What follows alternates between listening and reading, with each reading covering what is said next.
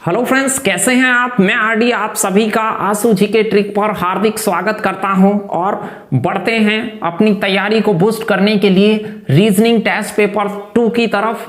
Test paper 1 को आपने बहुत प्यार दिया, उसके लिए मैं सभी का शुक्रगुजार हूं और आपसे ये अपेक्षा करता हूं कि आप अपनी तैयारी को अच्छा बनाने के लिए मेरे साथ रोजाना शाम को 8 बजे जुड़िएगा और इससे रिलेटेड जितने भी टेस्ट पेपर डाले जाएं उनको आप भी कंटिन्यू तरीके से दीजिएगा, जिससे कि एग्जाम में आपकी मार्किंग बढ़ सके। तो ये जो टेस्ट होने वाला है स्पेशली राजस्थान पुलिस और पटवारी परीक्षा के लिए डिजाइन किया गया है और हम रोजाना आपको 20 IMP क्वेश्चंस देते हैं। टेलीग्राम लिंक हमारे डिस्क्रिप्शन में है, वहां पर रोजाना इसको अपलोड किया जाता है। तो टेलीग्राम से आप रोजाना इसकी PDF को प्राप्त कर लें और वहां से इनको रोजाना इनके प्रश्नों की प्रैक्टिस लगाएं। हार्डली आपको 20-25 मिनट इनमें लगेंगी, लेकिन जो आपने अब तक पढ़ा है उसमें से आपको ब्लॉकेज पता चलेंगे कि हमें किस तरह के क्वेश्चंस में दिक्कत आती है, हमारी स्कोरिंग क्या चल रही है। परीक्षा से पहले इस प्रकार की प्रैक्टिस आपके लिए बहुत इंपॉर्टेंट होती है। तो चलिए स्टार्ट करते हैं। स्टार्ट करने से पहले चैनल पे नए हैं तो चैनल को सब्सक्राइब कर लें, बेल आइकन को प्रेस कर लें और आप वीडियो पसंद आए तो इसे लाइक करके जाएं और ज्यादा से ज्यादा शेयर करें मेरे साथ। यदि आप लाइव चैट में जुड़े हुए हैं तो आप इन प्रश्नों का जवाब देते चलें। इंपॉर्टेंट क्वेश्चन होने वाले हैं, फटाक से इनके हम उत्तर और समझेंगे इनके कॉन्सेप्ट को कि कैसे आप एग्जाम में इन्हें बेटर तरीके से सोच सकते थे। कुछ क्वेश्चंस को आप बेटर तरीके से खुद सोचना जानते हैं और कुछ को आप मेरे से कलेक्ट करें और इस प्रकार आपका और हमारा सपना पूरा हो जाएगा नौकरी लगने का। आप भी नौकरी लग जाएं यही उम्मीद करते हैं। तो फर्स्ट क्वेश्चन है, यदि घड़ी की मिनट की सुई 12 पर है और घंटे की सुई उससे उसी की चाल की दिशा में 120 डिग्री का कोण बना रही है तो घड़ी में समय क्या होगा। बहुत छोटा सा नॉर्मल सा क्वेश्चन था, लेकिन ध्यान दीजिए ये जो घड़ी का फ्रेम होता है, किसी भी बिंदु के चारों तरफ 360 डिग्री के कोण बनते हैं। ये पूरा घेरा है वो 360 डिग्री का है और इस पे 12 डायल इंगित होते हैं, यानी 12 लाइनें होती हैं और 12 छोटे खाने होते हैं। ये खाने हो गए। तो यहां पर ये जो खाना है जहां 12 लिखा होता है और 1 लिखा होता है, उसके बीच का जो गैप होगा, ये 12 खानों में पूरा 360 डिवाइड हुआ तो एक खाना हो गया 30 डिग्री का। तो ये सभी खाने हैं वो 30-30 डिग्री पे अरेंज हैं। जितने भी डायल लिखे जाते हैं 1 2 3 4 वो 30-30 डिग्री पे लिखे जाते हैं। प्रश्न को ध्यान से देखिए, एक छोटा सा कोण ज्ञात करने का प्रश्न था कि मिनट की सुई है वो 12 पर है, घड़ी की जो मिनट वाली बड़े वाली सुई है वो तो 12 पर है और घंटे वाली सुई उससे उसी की चाल की दिशा में, चाल की दिशा देखिए, घड़ी क्लॉकवाइज घूमती है, ऐसे घूमती है, इस साइड में घूमती है, तो चाल की दिशा में 120 डिग्री कोण बना रही है।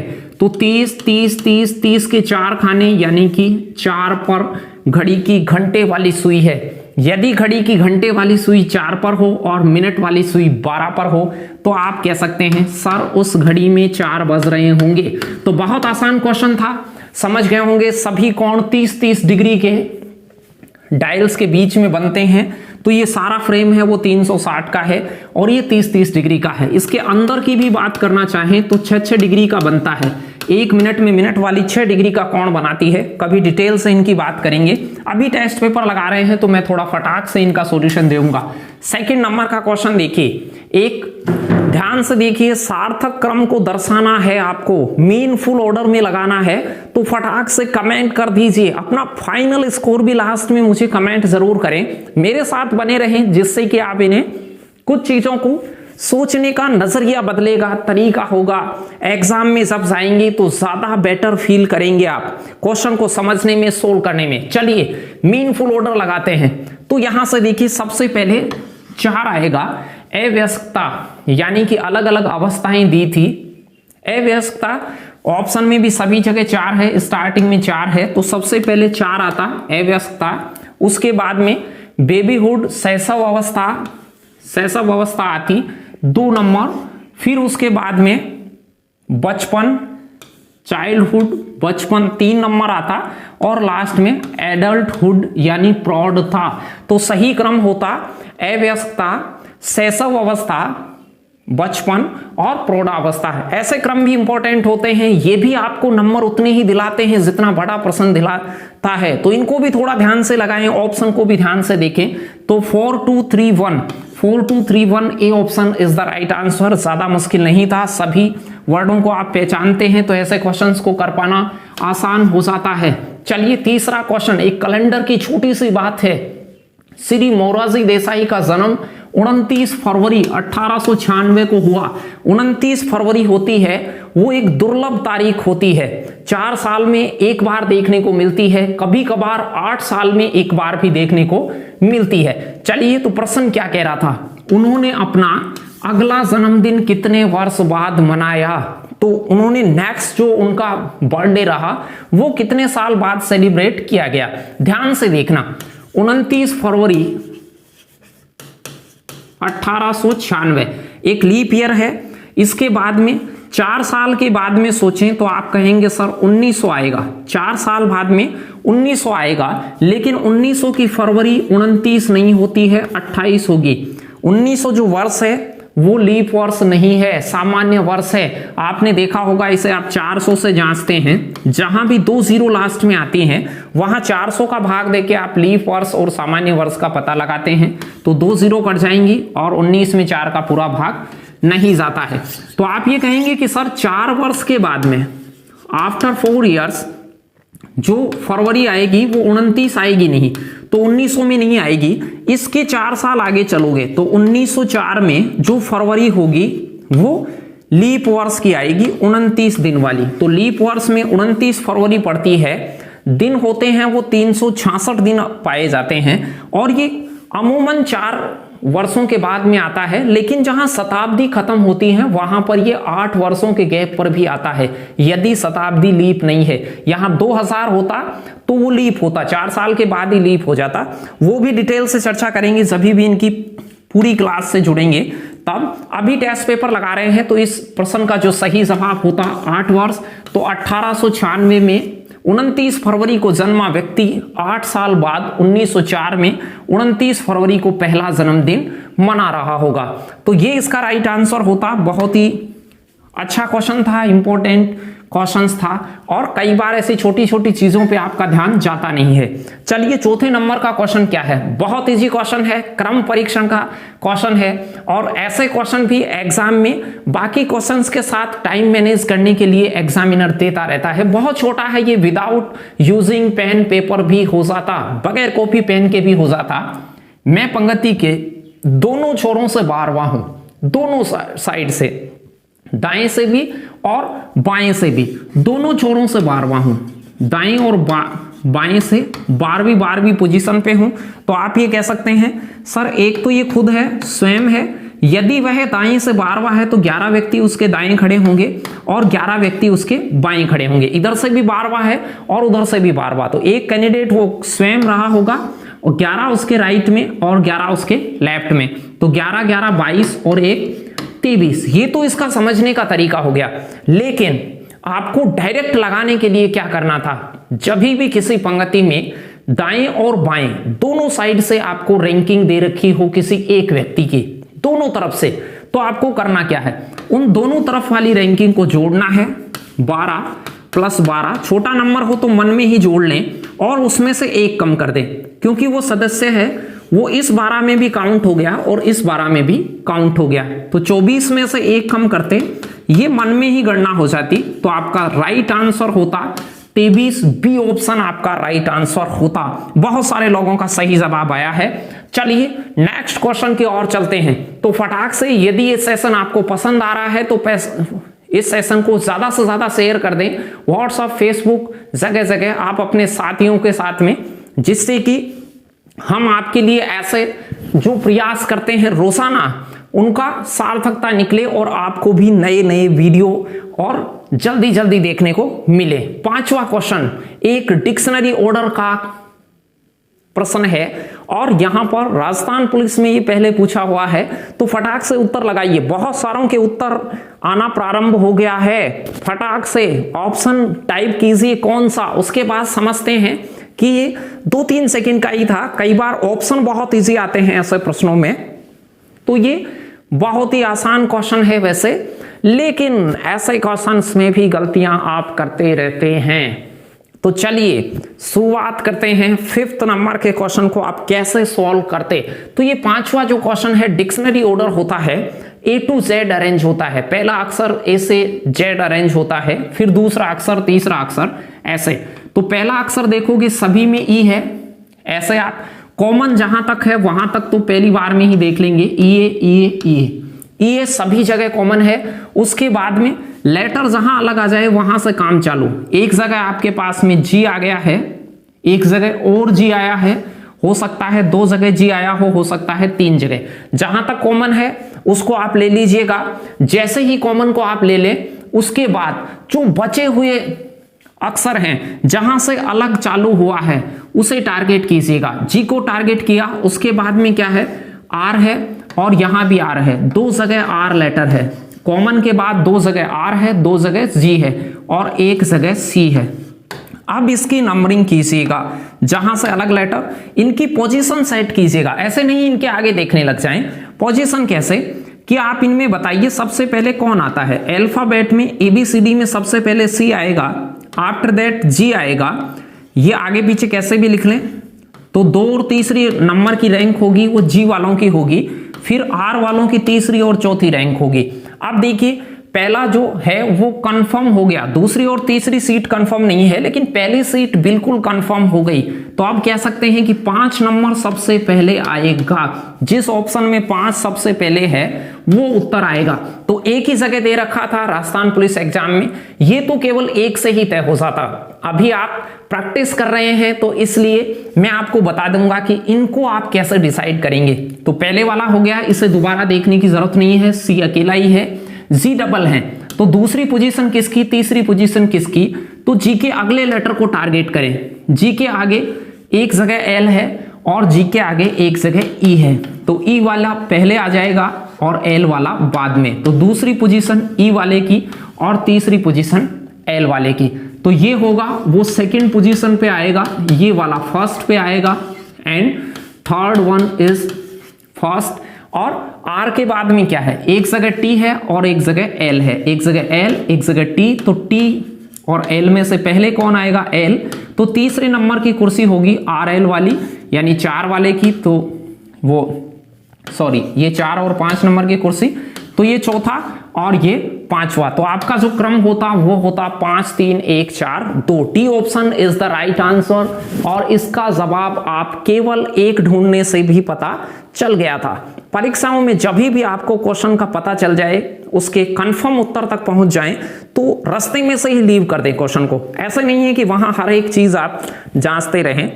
एग्जाम में आप अलग हिसाब से उसे डील करते हैं। प्रैक्टिस करें तो उनकी छोटी छोटी बातों को भी देखें। आप ज्यादा चीजें पढ़ेंगे तो आप जल्दी नौकरी लगेंगे। थोड़े से उनके लिंकों को भी पढ़िएगा कि उससे क्या क्या चीजें लिंक हो सकती हैं। चलिए नेक्स्ट क्वेश्चन की ओर चलते हैं। 6वां क्वेश्चन ये रहा और ये तो आसान क्वेश्चन है। यहां पर एक आपको रिलेट करने का प्रश्न दिया गया था कि जिस प्रकार आम संबंधित है फल, आम होता है वो फल की कैटेगरी में आता है, तो उसी प्रकार मूली होती है सब्जी। नहीं बता दें इसको, मूली सब्जी नहीं होती है। मूली किस प्रकार का कैटेगरी में आता है, तो वहां है कि मूली फूल से संबंधित है, तने से संबंधित है, जड़ से संबंधित है, फल से संबंधित है। तो ये किसका रूपांतरित रूप है, तो मूली होती है वो किसका रूपांतरित होता है, जड़ का रूपांतरण होता है कि फल के रूपांतरण पे मूली प्राप्त होती है, या तने के रूपांतरण से मूली प्राप्त होती है, या ये एक प्रकार का फूल है। फटाक से उत्तर दीजिए। कुछ लोगों का उत्तर सही आ चुका है। तो इसका जो राइट आंसर होता वो होता जड़ से। तो मूली का संबंध जड़ से है, मूली एक प्रकार की जड़ है। तो इनका पता रखें। कुछ चीजें जो तना होती हैं, भूमि में उगती हैं, वो कुछ होती हैं वो जड़ की कैटेगरी में आती हैं। 7वां क्वेश्चन भी आसान है। एक आपको निम्नलिखित आकृति में से कौन सी उत्तर आकृति है जो प्रश्न आकृति के प्रतिरूप को पूरा करेगी, प्रश्न आकृति के प्रतिरूप को पूरा करेगी। ध्यान से देखिए, ये इधर वाला कंप्लीट है, इधर वाला, तो यहां एक लाइन आपकी इनकम्प्लीट है, ये वाली लाइन जाके यहां टच होगी। तो ऐसे वाली देखिए जो बीच में से चल रही हो और ऊपर इन दोनों में चल रही है, इन दोनों में लाइन के हिसाब से नहीं है, 2 विकल्प तो आउट हो गए, बहुत आसान था। इनमें से देखिए, अब ये जो घेरा है इस प्रकार से है, तो यहां जो घेरा होगा वो कुछ इस प्रकार से होगा, ध्यान दीजिए ऐसे होगा, घेरे को नजर आप दौड़ाएंगे तो C option is the right answer. तो बहुत आसान था, 2 विकल्प आपको दिख रहे थे, वो बिल्कुल आप देख के ही उनको हटा सकते थे, और 2 विकल्प ए एंड सी में आपको ये जो वक्राकार घेरा आपने खींचा है उसके आधार पर दिख गया होगा। तो 7वां क्वेश्चन भी आसान कैटेगरी में ही था। चलिए नेक्स्ट क्वेश्चन की ओर चलते हैं। तो ज्यादा से ज्यादा लोगों तक इसे शेयर कीजिएगा, रोजाना हम आपके लिए ऐसी क्लास लाते हैं। तो 8वें नंबर का क्वेश्चन, और वीडियो को लाइक कीजिएगा और आप ज्यादा से ज्यादा लाइव आए, जिससे कि हम आपको नए नए कैटेगरी के क्वेश्चन दिखाएं और आपकी एग्जाम्स की तैयारी के लिए और बेहतरीन प्लान ले लेकर इस चैनल पर आए। चलिए निम्नलिखित वेन आरेखों का निरीक्षण करें और प्रश्न का उत्तर दें। ध्यान से देखिए, एक वेन आरेख का प्रश्न है दिए गए चित्र में 7 का क्षेत्रफल किसको दर्शाता है? 7 किसको दर्शाता है? यहां 7 है। यदि किसी को विजुअलिटी में दिक्कत आ रही हो तो विजुअल है वैसे, लेकिन फिर भी आप क्वालिटी बढ़ा लें, या आपको जो पीडीएफ दी गई है आशु जी के ट्रिक टेलीग्राम चैनल से जुड़ जाइए, वहां पर इनकी पीडीएफ अपलोड होती है रोजाना। उस पीडीएफ का प्रैक्टिस करके फिर क्लास में आइएगा तो आपको मजा आएगा क्वेश्चंस को देखने में और क्वेश्चंस को सॉल्व करने में भी। चलिए, और लास्ट में अपना स्कोर मुझे वीडियो समाप्त होने के बाद चैट जो आपकी चल रही है उसमें नहीं, जो वीडियो कमेंट होते हैं उन पर जाके अपना स्कोर कमेंट कीजिएगा, और अपने दिल की बात भी कमेंट कीजिएगा कि आपको क्या सुधार चाहिए और कौन कौन से टॉपिकों पे आगे वीडियो चाहिए। चलिए 7वां जो क्वेश्चन, 7 से रिलेटेड जो क्षेत्रफल है वो किसको दर्शा रहा है? ये दार्शनिक का गोला है, दार्शनिक के गोले में भी 7 आ रहा है, विनम्र के गोले में भी 7 आ रहा है, चिकित्सक के गोले में भी 7 आ रहा है, लेकिन भारतीय के गोले में नहीं आ रहा है, भारतीय के दायरे में 7 नहीं आ रहा है। तो अब आपको इस 7 के बारे में कहेंगे तो भारतीयों से अलग कहना है। तो यहां देखिए, वे सभी विनम्र चिकित्सक जो भारतीय हैं वो भारत में नहीं आ रहा, तो ए ऑप्शन बिल्कुल नहीं होगा। जो भारतीय हैं, दूसरे में भी भारतीय आ रहा है तो भारतीय नहीं होंगे। जहां भारतीय है वो भारतीय से बाहर है, गैर भारतीय है। तीसरे को देखिए, ध्यान से देखिए, वे सभी गैर भारतीय दार्शनिक जो विनम्र चिकित्सक हैं, वे सभी गैर भारतीय यानी भारत में नहीं है, दार्शनिक यानी कि दार्शनिक में है, जो विनम्र है और चिकित्सक है, तीनों में। तो सी इज द राइट आंसर, सी आपका सही जवाब होता। ऐसे क्वेश्चन को भी हड़बड़ाहट में आप बिल्कुल गलत नहीं कर दें। तो चलिए नेक्स्ट क्वेश्चन की ओर चलते हैं। आसान क्वेश्चन था, लगा सकते हैं, वेन्यू डायग्राम अच्छे और आसानी से आप सभी को आते ही होंगे। 9वां है भिन्न छांटना है। आसान होता है भिन्न छांटना भी, लेकिन वो तभी आसान होता है जब आप सभी उन चारों वर्डों के बारे में जानते हो। कुछ ऐसे वर्ड आ गए जिनके बारे में आप जानते ही नहीं है तो समस्या हो सकती है। तो बिल्कुल आनंद के साथ जुड़े रहिए, परेशान नहीं हो, क्योंकि परेशान होने से वैसे भी कुछ नहीं मिलने वाला। यदि आप आनंद के साथ तैयारी करेंगे, रोजाना आप अपने शेड्यूल से कंटिन्यू तैयारी करते रहेंगे, तो आप अपनी मंजिल तक जरूर पहुंचेंगे, और जरूर आप में से राजस्थान पुलिस में कांस्टेबल या पटवारी बहुत सारे लोग बनने वाले हैं। मेहनत कीजिए, आप लगातार हमारे साथ जुड़े रहिए, कुछ किताबों से मेहनत कीजिए, कुछ हम करवाते हैं, और सारी मेहनत का थोड़ा थोड़ा हिस्सा मिल मिलकर आपको सफलता दिला ही देगा। परिसारियक यानी स्टेथोस्कोप, जो कि डॉक्टर कानों में लगाता है, आप देखते होंगे, जानते हैं स्टेथोस्कोप क्या होता है। सूक्ष्मदर्शी माइक्रोस्कोप, टेलीस्कोप दूरदर्शक, बाइनोकुलर यानी कि दूरबीन। तो यहां से देखिए, ये 3 चीजें हैं, वो सूक्ष्म या दूर की चीजों को देखने के काम आते हैं। ये देखने के काम आते हैं कि बहुत दूर की चीज या सूक्ष्म चीजों को देखने के काम ये दूरबीन, टेलीस्कोप, माइक्रोस्कोप काम में आते हैं, सूक्ष्मदर्शी। लेकिन जो परिसायक है यानी स्टेथोस्कोप है, जो डॉक्टर है कान में लगाकर आपकी हार्ट बीट को सुनता है, हृदय की धड़कनों को सुनने के काम आता है, तो इसमें जो ए ऑप्शन होगा वो आपका राइट आंसर होगा। यानी इन 4 से वो बिल्कुल अलग है, भिन्न छांटना था। तो समझ पाए होंगे, ये तीनों हैं वो वैज्ञानिक उपकरण हैं और वैज्ञानिकों के काम आते हैं, सूक्ष्मदर्शी देखने के या प्रयोगशाला में जब भी काम आते हैं। ये डॉक्टर और ये देखने के काम आते हैं सूक्ष्म या दूर की चीजें, और ये डॉक्टर हार्ट बीट सुनने के काम में लेता है। सब जानते होंगे, कान में लगा के रखता है डॉक्टर। चलिए, बहुत सारे लोगों का सही जवाब आया है, तो जवाब देते रहे मेरे साथ और अब खुद को जांचें, क्योंकि एग्जाम से पहले आप 20-25 ऐसे प्रैक्टिस सेट लगा के जाएंगे तो 400-500 क्वेश्चंस आपके पास इकट्ठे हो जाएंगे भिन्न भिन्न कैटेगरियों के। उनमें से कुछ चीजों में आपको दिक्कत आई होगी, वो भी यहां सोल्व हो जाएगी और आपकी तैयारी भी आराम से चल रही होगी। चलिए, 10वां क्वेश्चन क्या है? क्वेश्चन नंबर 10, उसमें था स्टार संकेतों को बदलने और दिए गए समीकरणों को संतुलित करने के लिए गणितीय संकेतों के सही संयोजन का चयन करें। सही संयोजन का चयन करें, तो इन्हें लगा के देखना होगा। मैं ए ऑप्शन को लगा के देखता हूं कि क्या ये संयोजन बिल्कुल सही है क्या। तो 340 अकॉर्डिंग टू फर्स्ट ऑप्शन -216, फिर स्टार की जगह डिवाइड 6, फिर मल्टीप्लाई लगाना है, फिर 10, फिर उसके बाद प्लस है 20 और ये बराबर हो जाना चाहिए 0 के। यदि ये 0 के बराबर है तो ये संतुलित है। तो आप सोल्व कीजिए। सबसे पहले भाग को सोल्व करते हैं। जोड़, बाकी, गुणा, भाग जब भी आ जाते हैं तो मैथमेटिकल ऑपरेटर्स में आप सबसे पहले भाग को, तो आप यहां 216 में 6 का भाग लगाएंगे।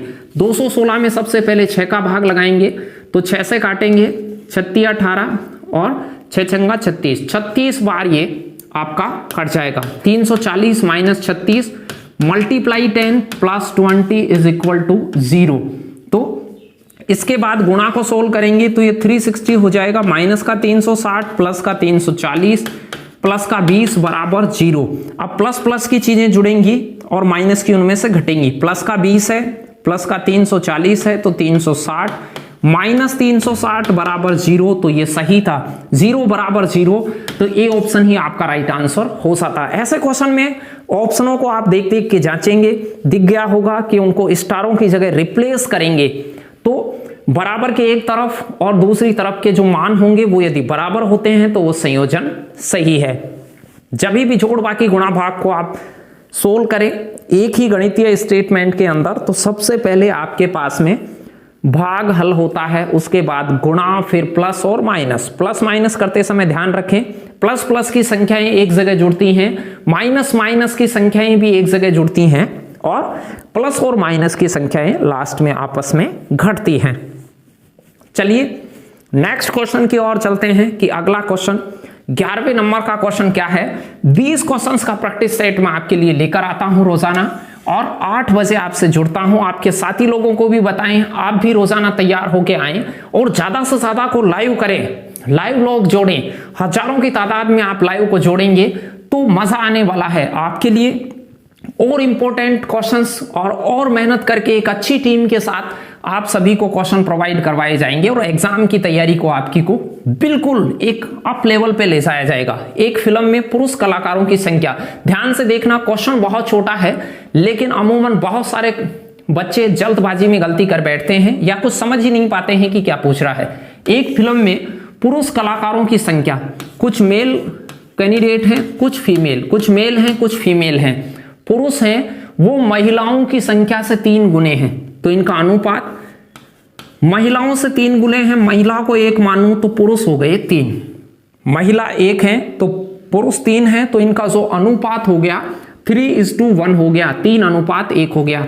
1 महिला तो 3 पुरुष हैं, इस अनुपात में होगा। x भी मानते हैं तो ये x और ये 3x। x मानने की जरूरत नहीं थी, क्यों? क्योंकि प्रश्न को सुनिए क्या कह रहा था। निम्नलिखित में से कौन सी संख्या फिल्म कलाकारों की कुल संख्या का प्रतिनिधित्व नहीं करती? इनका कुल करेंगे तो अनुपात कुल होते हैं 4, इनका कुल करेंगे तो 4। अब देखिए, जहां अनुपातिक बंटवारा होता है वहां यदि उनका टोटल दे रखा है और उस टोटल में अनुपातों के टोटल का भाग देंगे तो ये पूरा पूरा जाता है, तो 1 अनुपात बराबर 11, तो ये कैंडिडेट हो जाते 11 और ये हो जाते 33।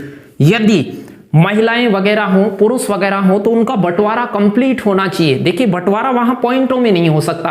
आप ये नहीं कह सकते कि 2.5 व्यक्ति हैं और 1.7 महिलाएं हैं, या 1.5 लड़की है 5 लड़के हैं। ऐसे आधे पौने अधूरे ऐसे नहीं हो सकती संख्या। लड़के लड़कियों आदमी इनकी आधी अधूरी संख्या नहीं हो सकती, पॉइंटों में नहीं हो सकती, कंप्लीट बंटवारा होता है। तो इनका टोटल जो था वो 4 था। तो जिस ऑप्शन में 4 का भाग जाएगा वो इनका कंप्लीट बंटवारा करेगा। तो ये हो सकती है, यहां 40 में 4 का भाग देके देखेंगे, ये भी हो सकती है। 42 में 4 का भाग जाता नहीं है, पॉइंटों में आएगा, ये नहीं हो सकती। प्रश्न ने कहा है कौन सी संख्या नहीं हो सकती, तो आप कहेंगे 42 नहीं हो सकती, क्योंकि 3:1 में इनका अनुपात होता, बंटवारा करते तो ये पूर्णतया बंटवारा नहीं होता।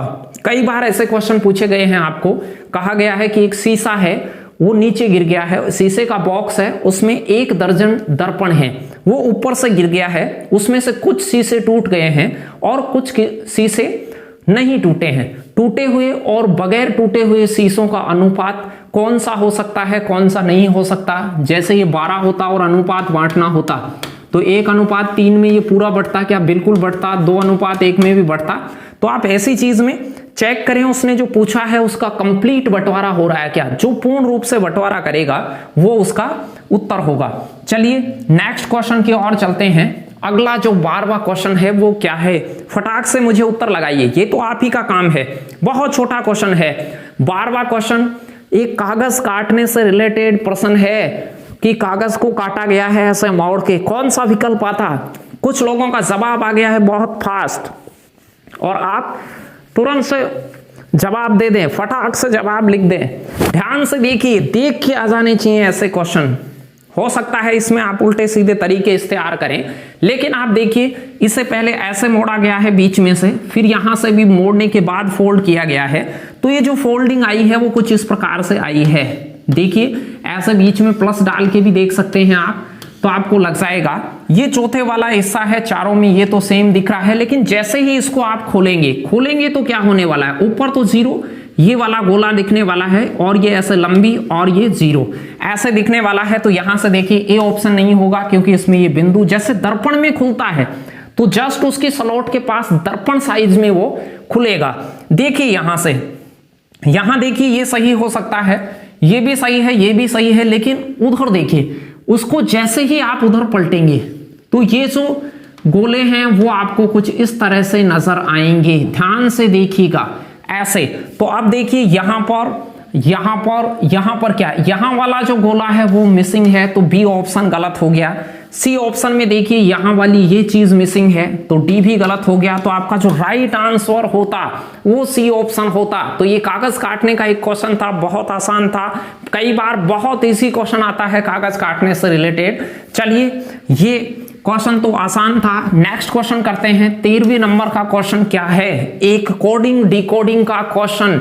कोडिंग डिकोडिंग में आपके लिए एक छोटा सा क्वेश्चन, एक निश्चित कूट भाषा में SOUR को 8942 के रूप में लिखा जाता हो, REGAL को 25671 के रूप में लिखा जाता हो, उसी कोड भाषा में GSEOUS को क्या लिखा जाएगा। डायरेक्ट कोडिंग का क्वेश्चन, आसान क्वेश्चन है, कर सकते हैं इसे, बहुत ही आसान है। ऐसे बहुत सारे क्वेश्चन प्रीवियस एग्जाम में आए हैं। डायरेक्ट कोडिंग के क्वेश्चन बहुत देखने को मिलते हैं। डायरेक्ट कैसे, इसे समझते हैं कि डायरेक्ट कैसे। यहां से देखिए जो G है वो ऊपर भी मौजूद है, A है वो भी ऊपर मौजूद है, S, ये सभी लेटर ऊपर भी मौजूद हैं जिनके कोड दिए हुए हैं वो ऊपर भी मौजूद हो। उसके बाद कुछ उनमें क्रम वगैरह भी देख लें या कुछ डायरेक्ट लगा के देखें। जैसे मान लो यहां पर R है, उसका कोड यहां 2 आना चाहिए क्रम के हिसाब से, और R का यहां भी 2 आ रहा है, तो फिक्स हो गया कि R का जो कोड है वो 2 है। तो ये वाली डायरेक्ट यहां से कोडिंग ही कर दें इसकी कि G का जो कोड है वो सबसे पहले क्या आना चाहिए, तीसरे नंबर पे 6, G तीसरे नंबर पे तो 256 आएगा G का कोड। फिर A का कोड नोट करें, यहां पर A है उसके बाद में तो ये 7 आएगा। फिर S है, यहां से देखिए फर्स्ट वाला कोड होगा वो 8 आएगा। फिर E का कोड करें, E सेकंड वाला है तो E का कोड 5 आएगा। O है आपका सेकंड वाला कोड 9 आएगा। U वाला कोड देखिए 4 आएगा। S वाला कोड देखिए स्टार्टिंग 8 आएगा। 67 85 948, 67 85 948, C option is the right answer. Direct coding थी, डायरेक्ट ये सारे इसी में से आ रहे हो तो यहां से उनके कोड जिस क्रम में हो उन्हीं को इसके नीचे पुट कर दें और उत्तर फाइंड कर लें। हो सकता है इसे देख के भी आप लगा दें। बहुत आसान कोडिंग है ये, तो कोई मुश्किलात नहीं होनी चाहिए। चलिए 14वें नंबर के क्वेश्चन पे लिए चलता हूं। देखिए एक घन पासे का क्वेश्चन है और ध्यान से देख के उत्तर दीजिए, जवाब दीजिए। वीडियो पसंद आ रहा है तो वीडियो को लाइक कीजिए। क्वेश्चन यदि पसंद आ रहे हैं, क्योंकि आपके लिए हम सेलेक्ट करते हैं 20 IMP क्वेश्चन जो आपकी एग्जाम्स को दृष्टि में रखकर बनाए हुए होते हैं। आप वीडियो को लाइक करते हैं तो हमें हमारी मेहनत की सार्थकता मिलती है, नई एनर्जी आती है, मोटिवेशन मिलता है, जिससे कि हम आगामी टेस्ट पेपर और ऊर्जा के साथ तैयार करते हैं आपके लिए। चलिए, जब दिए गए पत्रक को एक घन बनाने के लिए मोड़ा जाता है, ओपन डाइस है, प्रसारित चित्र है पासे का। अब जब भी प्रसारित चित्र आए और उसका विपरीत पूछा जाए, विपरीत ज्ञात करना होता है इसमें, तो आप क्या करें, जो भी लंबी से लंबी श्रृंखला है उसमें एक छोड़ के एक आपस में अल्टरनेटिव होते हैं। आर के बाद में डब्ल्यू छोड़ दें, क्यों? क्योंकि ये 3 जुड़ी हुई है, 3 सतह लंबी से लंबी अटैच सतह हो, उनमें एक छोड़ के एक विपरीत होता है। तो आर के विपरीत क्यू होगा, ये राइट है। यहां के विपरीत वाई होगा, सी भी राइट है।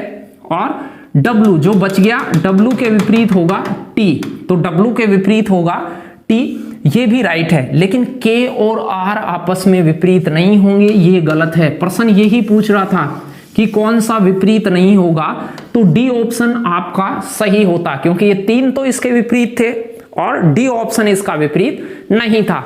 आसान था, मुझे नहीं लगता कि ये क्वेश्चन आपके लिए कोई समस्या वाला क्वेश्चन रहा होगा।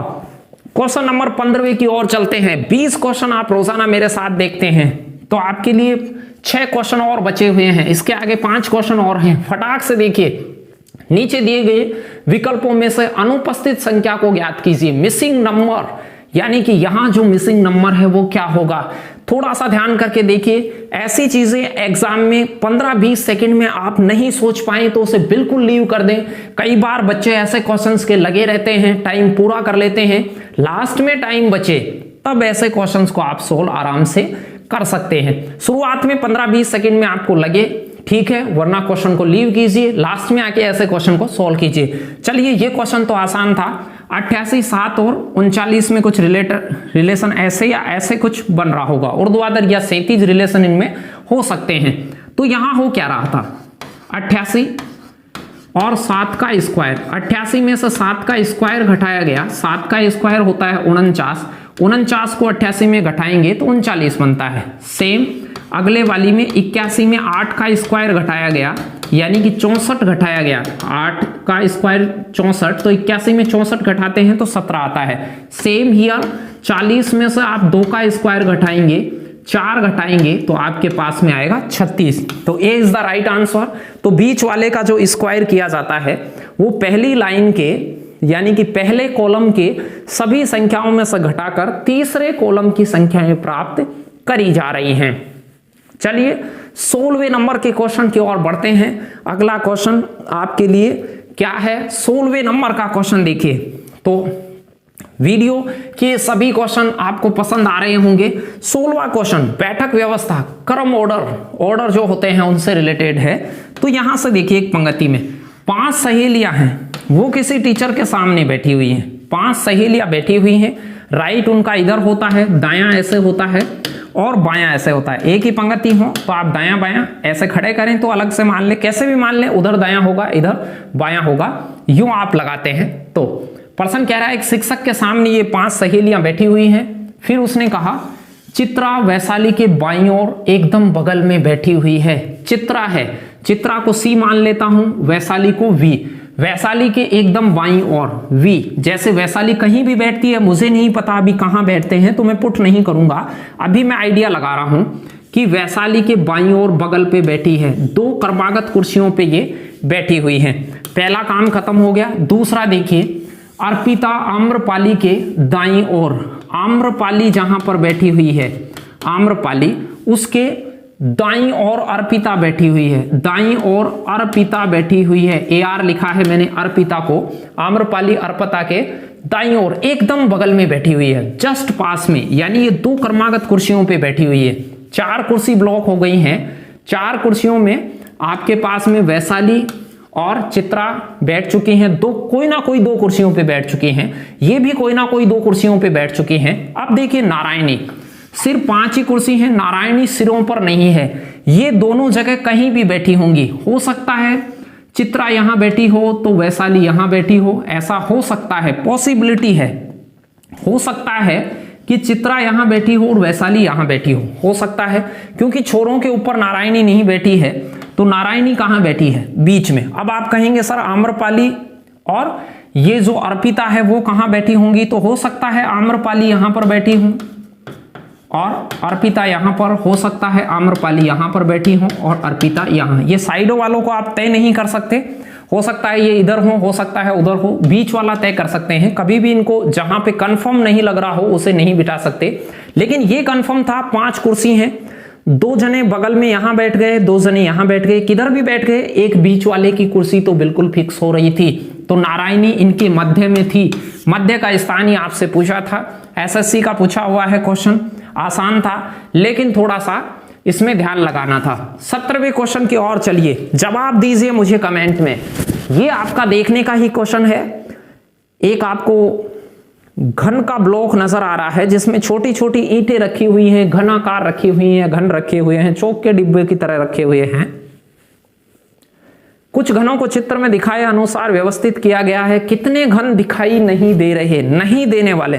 तो देखिए इनमें टोटल का पता कीजिए पहले, तो टोटल कितने हैं? इस ऊपर वाली में 4 रखी हुई हैं, ये वाली 4 इस लेयर में है, 4 इस लेयर में है, 4 इसमें, 4 इसमें, टोटल कितने हो गए? 16 ऊपर वाले। इस पहले वाली जो स्लिप आपको दिख रही है उसमें, फिर अगले वाला जो ब्लॉक देखिए यहां पे 4 ये हैं, फिर नीचे 4 ये दिख रहे होंगे, इनके पीछे भी होंगे, तो 4 और 4 8 और 4 तिया 12 इस दूसरे वाली सीडी में रहे होंगे, देख रहा होगा ऐसा सीडी टाइप है।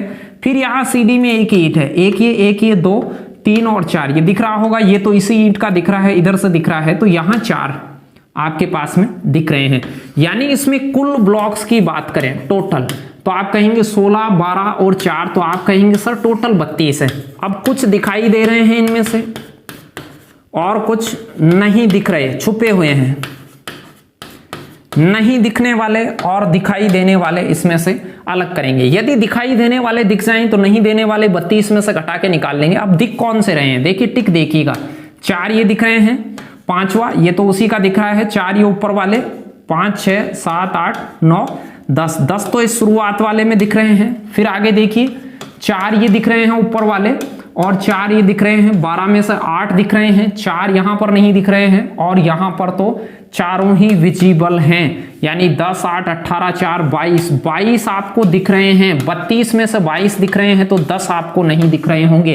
ध्यान दीजिए 10 इज द राइट आंसर। 32 इसमें टोटल हैं, दिखने वाले आपको नजर आ रहे होंगे, 22 इनमें से दिखाई दे रहे हैं और 10 आपको पीछे की ओर छुपे हुए हैं जो दिखाई नहीं दे रहे।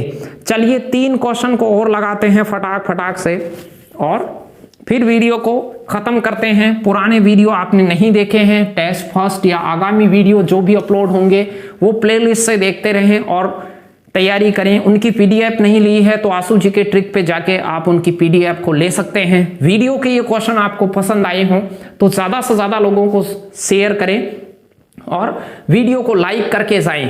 तो यहां से देखिए एक श्रृंखला का क्वेश्चन था, 25 26 22 31 15, कुछ बढ़ रहा है फिर घट रहा है थोड़ा बहुत। तो यहां देखिए बहुत जोर से सीरीज बढ़ रही हो, जल्दी बड़े हो रहे हो तो आप मल्टीपल वगैरह की सीरीज हो सकती है, लेकिन यहां छोटे छोटे हिस्सों में इंक्रीज डिक्रीज हुआ है तो यहां घटाव और अंतर की सीरीज है। यहां देखिए क्या हुआ, 25 से 1 बड़ा है, यहां +1 हुआ है, 26 से 22 यहां -4 हुआ है, फिर यहां पे +9 हुआ है 31, फिर यहां पे -16 हुआ है, तो अब यहां पर +25 होना चाहिए। समझ पाए होंगे, 1 का स्क्वायर पहले जुड़ा है, फिर 2 का स्क्वायर घटा है, फिर 3 का स्क्वायर जुड़ा है, फिर 4 का स्क्वायर घटा है और अब 5 का स्क्वायर जुड़ेगा। 5 का स्क्वायर 25 जुड़ेगा, तो 15 में 25 जोड़ेंगे तो आप कहेंगे सर 40 आएगा। A option is right answer. 1 का स्क्वायर पहले जुड़ा है, फिर 2 का स्क्वायर उसमें से घटा है, फिर 3 का स्क्वायर जुड़ा है, 4 का स्क्वायर घटा है, 5 का स्क्वायर जोड़कर उत्तर आएगा 40। चलिए फटाक से 2 क्वेश्चन और देखते हैं, और वो है आपके लिए कथनों से रिलेटेड। ध्यान दीजिएगा, कथन, निष्कर्ष, श्लोक का क्वेश्चन है। नीचे कंक्लूजन का जवाब देना था। कथन है सभी मित्र रिश्तेदार हैं। अलग से मैं इन्हें कई तरीकों से सोल्व किया जाता है, चित्रों से भी करते हैं, डायरेक्ट भी किया जाता है, 50-100 का मेथड भी होता है, बहुत सारे मेथड होते हैं नहीं करने के, लेकिन ये आसान है। ध्यान से देखिए, चित्र ही बना देता हूं मैं। सभी मित्र रिश्तेदार हैं, सभी मित्र हैं वो रिश्तेदार हैं, तो ये रिश्तेदार के अंदर आएंगे। रिश्तेदार हैं, रिश्तेदार के अंदर कंप्लीटली अंदर आएंगे। मित्र, सभी मित्र तो मित्र अंदर आएंगे, रिश्तेदार यानी कुछ रिश्तेदार हैं वो मित्र हैं, लेकिन मित्र सारे रिश्तेदार हैं। फिर है कोई भी रिश्तेदार घमंडी नहीं है, कोई भी मतलब इससे दूर, तो घमंडी नहीं है, घमंडी का दायरा अलग आएगा, रिश्तेदार के अंदर मित्र आएगा। फिर देखिए, ये देखिए पीडीएफ में ये दिख रहा होगा, किसी को नहीं दिख रहा है तो थोड़ा सा आप वीडियो क्वालिटी को बढ़ा लें, क्योंकि कुछ प्रश्न बड़े होते हैं तो हम उन्हें छोटा छाप देते हैं या छोटे दिखाई देते हैं बोर्ड पे। वैसे आपकी यदि क्वालिटी को बढ़ा के देखेंगे तो ये सही दिखेगा, बाकी आपको पीडीएफ में ये क्लियरली दिखते हैं। प्रश्न कह रहा था निष्कर्ष कौन सा निकलेगा? कोई मित्र घमंडी नहीं है। मित्र और घमंडी बिल्कुल अलग अलग हैं। पहला बिल्कुल सही है। कुछ मित्र घमंडी हैं, कुछ मित्र घमंडी हैं। मित्र और घमंडी बिल्कुल टच नहीं है, तो सेकंड नहीं आएगा। कुछ रिश्तेदार मित्र हैं, देखो सभी मित्र रिश्तेदार हैं, लेकिन रिश्तेदार के साथ कुछ लगा सकते हैं, कुछ रिश्तेदार भी मित्र हैं, सही है। तो first and third are follow. तो यहां पे कह रहा था कि केवल निष्कर्ष फर्स्ट और थर्ड अनुसरण करते हैं, बी ऑप्शन आपका राइट आंसर हो सकता। तो ये बिल्कुल आसान सी बात पूछी हुई है।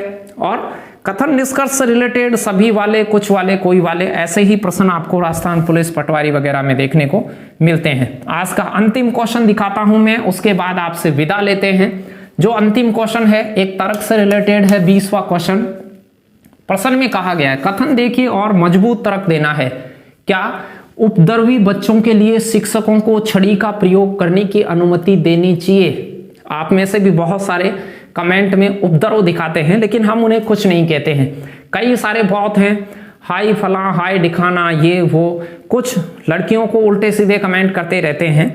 कमेंट में आप ऐसा कभी भी नहीं करें, क्योंकि आप यहाँ तैयारी करने आते हैं। हो सकता है आप मनोरंजन के लिए भी आते हो, लेकिन मनोरंजन जब भी करें आप। मैं ये नहीं कह रहा हूं कि ऐसे काम आप नहीं करें, कुछ भी करें। आप अपनी पर्सनल लाइफ में जो भी दोस्त रखते हैं, नहीं रखते हैं, बात करते हैं, क्या कमेंट करते हैं, क्या मैसेज करते हैं, उनके बारे में हम नहीं कह रहे। लेकिन यहाँ जो चैट चलती है उसमें आप पढ़ने आए, पढ़ाई से रिलेटेड कुछ बातें करें, कुछ आपके पास कुछ अच्छी बातें हों, उन्हें आप चैट में लिखकर बाकी लोगों को बता सकते हैं।